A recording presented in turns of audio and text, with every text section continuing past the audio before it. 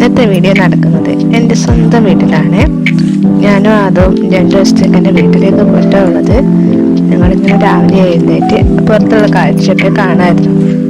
നല്ല ഭംഗിയാണ് ഇവിടെ. ഫുൾ മരങ്ങളാണ്. നല്ല തണുപ്പായിരിക്കും. മഴയായാലും വെയിലായാലും നല്ല തണുപ്പായിരിക്കും. കുറേ മരങ്ങളുണ്ട്, മാവും പ്ലാവൊക്കെ ആയിട്ട്. അങ്ങനെ മറ്റു 2 മക്കൾ എഴുന്നേൽക്കാത്തതുകൊണ്ട് അവരെ എഴുന്നേൽപ്പിക്കട്ടെ എന്നും പറഞ്ഞ് കുരുത്തൊക്കെ കളിക്കായിരുന്നു. വിഷമിച്ച് നിൽക്കാൻ പറഞ്ഞു. കുറേ കഴിഞ്ഞപ്പോൾ ബാക്കി 2 എഴുന്നേറ്റ് വന്നു. 3-നെയും ഒരുവിധം പറഞ്ഞൊപ്പിച്ച് പല്ലേക്കാനായിപ്പിച്ചു. പല്ലേക്കാനൊക്കെ പൊതുവെ ഭയങ്കര മടിയാണ്. അങ്ങനെ ഏട്ടൻ പോകുമ്പോൾ 3 ജീപ്പ് കയറി കുത്തിയിരുന്നു. നിർബന്ധമാണ് ഏട്ടൻ്റെ 2 മക്കൾക്കും ജീപ്പിൽ കയറി പോകണം. രാവിലെ പോകുമ്പോൾ അതിനകത്ത് കയറണം. വൈകിട്ട് വരുമ്പോൾ അതിൻ്റെ ഇപ്പുറം വരണം. ജീപ്പ് അതിൻ്റെ ഇപ്പുറം വരണമെങ്കിൽ ആ പിള്ളേർ 2 അവിടെ എത്തണം. അങ്ങനെ ഏട്ടൻ യാത്ര പറഞ്ഞു പോയി. പിള്ളേരെ ഒരുവിധം പറഞ്ഞ് സമാധാനിപ്പിച്ച് വീട്ടിലേക്ക് കൊണ്ടുവന്നു. ചായ കൊടുക്കണം. അതും വലിയൊരു ടാസ്ക്കാണ്. കാരണം ഇന്നാക്കിയത് പുട്ടാണ്. പുട്ട് 2-നും പറ്റില്ല. സംസാരമല്ലാതെ ഭക്ഷണം തീറ്റി നടന്നതേ ഇല്ല.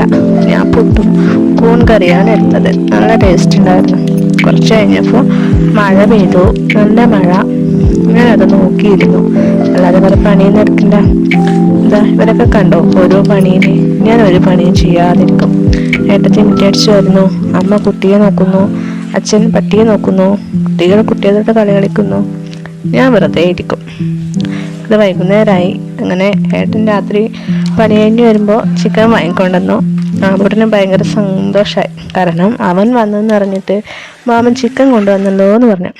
എനിക്ക് വേണ്ടിയിട്ടാണെന്ന് പറഞ്ഞു. അങ്ങനെ 3 പിള്ളേരും കൂടി ഒരേ കുരുത്തക്കേട്. ആ ചെറുതിൻ്റെ അടുക്കുന്ന ആദ്യം എന്നിട്ട് അടി കിട്ടി. അതും പറഞ്ഞ് സങ്കടത്തിൽ നിൽക്കുകയാണ്. ഈ ചെക്കനെ മടിയിലിരുത്തിയതിൻ്റെ ദുഷ്ട് ആ ചെറുതിനുണ്ടായിരുന്നു.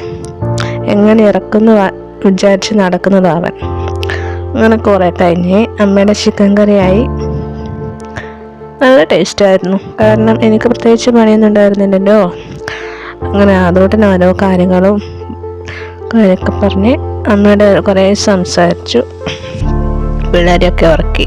അങ്ങനെ ഞങ്ങൾ ഉറങ്ങി. ഇത്രയേ ഉള്ളൂ.